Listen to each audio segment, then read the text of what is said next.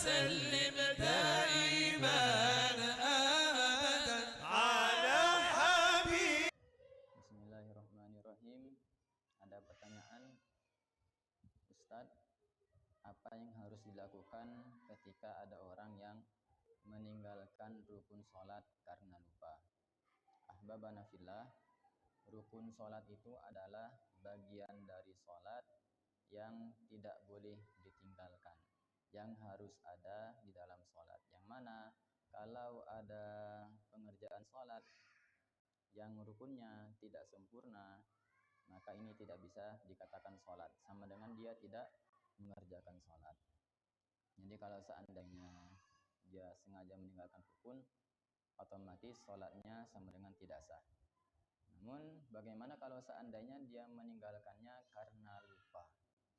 Nah, untuk menjawab masalah ini kita perlu membaginya kepada beberapa keadaan. Karena orang yang sholat ini ada kalanya imam, makmum, atau sholat sendiri.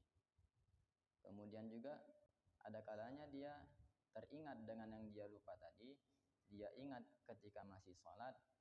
Ada kalanya juga dia ingatnya ketika sudah selesai sholat.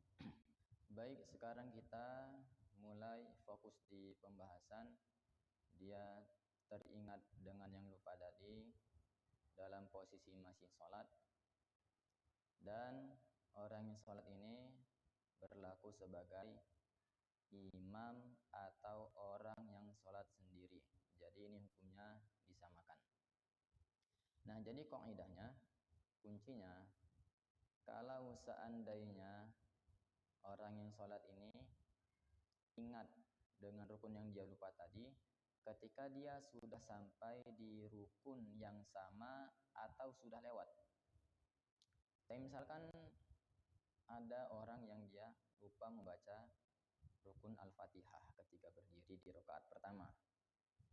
Nah, kemudian dia teringat ketika sudah berdiri juga di rakaat yang kedua. Berarti dia lupa dengan rukun Al-Fatihah, teringatnya sudah di posisi rukun yang sama, sedang berdiri juga untuk membaca Al-Fatihah.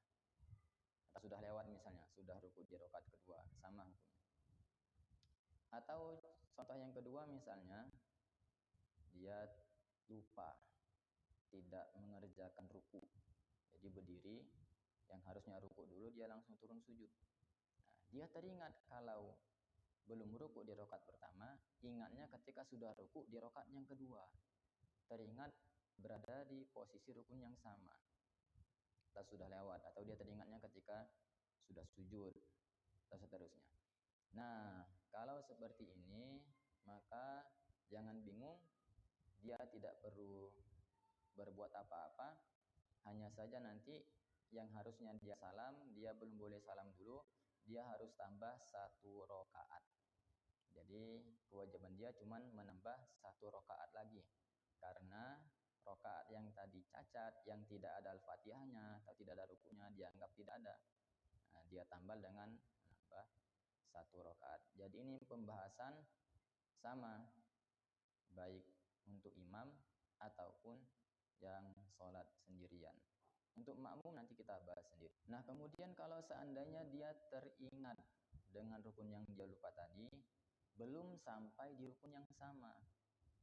Misal dia lupa membaca rukun Al-Fatihah, teringatnya ketika sedang sujud di rakaat yang sama. Berarti dia belum sampai di rukun yang sama rakaat berikutnya, masih di sujud. Atau misalnya dia teringat lupa tadi ruku, teringat ketika sujud. Nah, belum sampai di rukun yang sama. Nah, kalau seperti ini, maka yang harus dilakukan adalah langsung kembali mengerjakan rukun yang dia lupakan. Jadi kalau dia lupa membaca Al-Fatihah, teringat ketika sujud di rakaat yang sama, karena dia teringat belum sampai di rukun yang sama, maka langsung dia bangkit dari sujud berdiri untuk membaca Al-Fatihah. Setelah Al-Fatihah selesai, dia tinggal sambung sesuai urutannya. Habis Fatihah dia ruku, iktidal, seterusnya.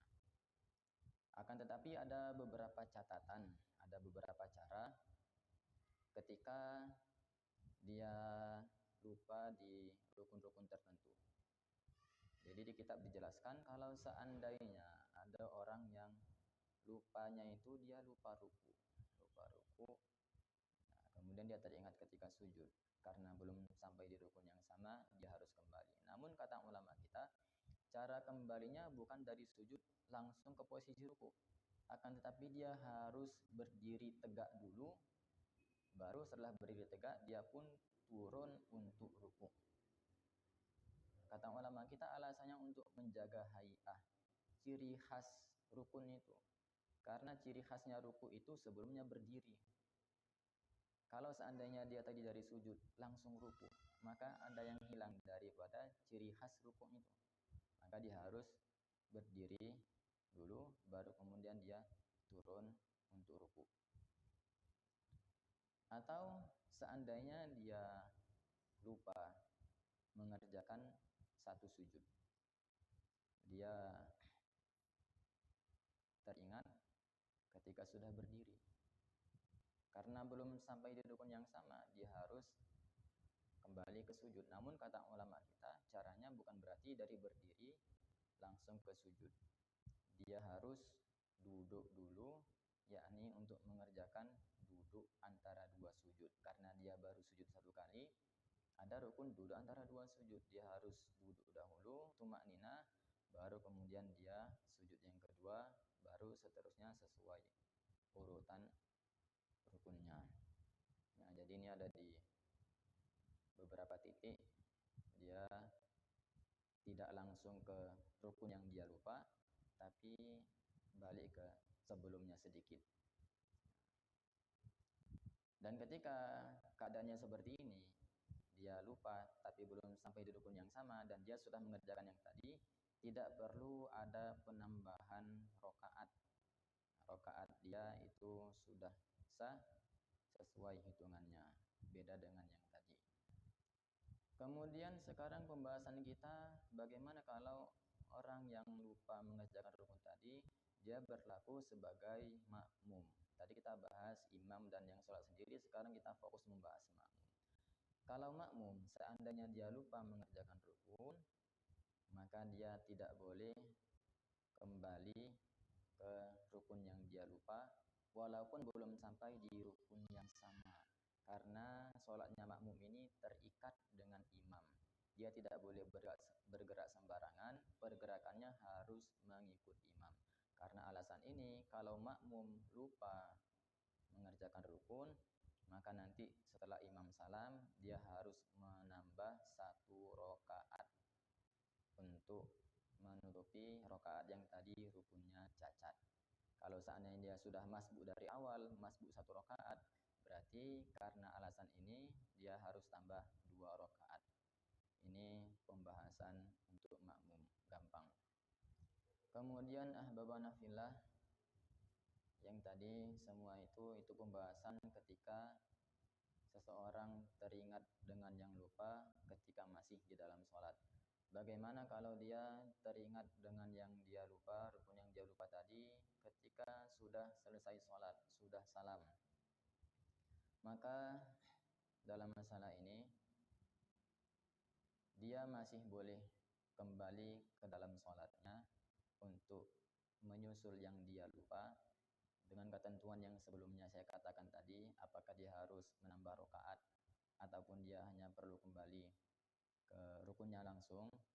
Dia boleh diposisikan kembali seperti orang yang sholat ketika 4 syarat ini terpenuhi. Yang pertama, jeda waktu antara dia salam dan dia teringat dengan hal yang tadi itu tidak terlalu lama. Jadi antara salam dengan dia teringat itu masih sebentar. Secara uruf mungkin 1 menit itu masih dikatakan sebentar. Kemudian syarat yang kedua, dia belum menyentuh najis. Kemudian syarat yang ketiga, dia belum berhadas seperti dan lain sebagainya yang membatalkan wudhu. Kemudian yang keempat, dia belum ada berkata-kata lebih dari 6 kata. Nah, jadi kalau 4 syarat ini terpenuhi, silahkan dia langsung kembali ke dalam sholatnya. Tidak perlu mengulang sholat dari awal. Karena ini pernah berlaku di zaman baginda Rasulullah SAW. Jadi Nabi pernah sholat di siang hari, zuhur atau asar. Ternyata setelah 2 rakaat Nabi salam. Nabi pun langsung mundur ke belakang, sandaran di batang kurma. Nah, ketika itu ada satu orang sahabat namanya Dzul Yadain. Satu-satunya yang berani menanyakan kenapa Nabi sholatnya 2 rakaat padahal harusnya 4. Nah, di situ Dzul Yadain bertanya kepada baginda Rasulullah, "Ya Rasulullah, apakah sholatnya dikosor atau engkau lupa?" Nah, mendengar pertanyaan ini, baginda Rasul menverifikasi kepada sahabat yang lain. Ahakun ma qala Dzul Yadain, apakah benar yang dikatakan oleh Dzul Yadain, atau dalam riwayat yang lain akama qala Dzul Yadain, apakah benar seperti yang dikatakan Dzul Yadain? Para sahabat pun mengiyakan. Nah, setelah ini baginda Rasulullah langsung ke depan lagi menambah 2 rakaat, tidak diulang dari awal. Nah, disinilah ulama kita mengistimbat bahwasannya kalau keadaannya mirip-mirip sama Nabi, artinya apa? Jaraknya tidak terlalu lama. Kemudian ngomong walaupun ada berbicara tapi tidak lebih dari 6 kata. Kadang diucapkan sama Nabi, akama qala Dzul Yadain. Hamzah istifham a 1 kata, kama kaf huruf jar 1 kata, ma isim mausul 1 kata, qala fi'il madi 1 kata, zu 1 kata, al yadaini 1 kata, 6. Tidak lebih dari 6 kata masih boleh kembali. Tapi kalau seandainya dari 4 syarat yang saya sebutkan di awal tadi ada satu yang kurang, mungkin dia terlalu lama jarak antara salam dengan dia teringat lagi, atau mungkin dia sudah ada minyak najis, atau mungkin dia sudah berhadas, atau mungkin dia sudah berkata lebih dari 6 kata, maka tidak boleh kembali ke sholatnya. Dia harus ulang sholatnya dari awal. Kemudian yang terakhir, Ustadz, apakah sujud sahwi? Di semua kasus lupa rukun, sunnah sujud sahwi selama dia bukan makmum. Ya, dalam artian dia menjadi imam atau sholat sendiri, maka nanti sujud sahwi sebelum salam. Tapi kalau seandainya dia menjadi makmum, maka dia ikut imamnya. Kalau imam sujud sahwi, dia sujud sahwi. Tapi kalau imamnya tidak, dia tidak sujud sahwi. Wallahu a'lam bishawab.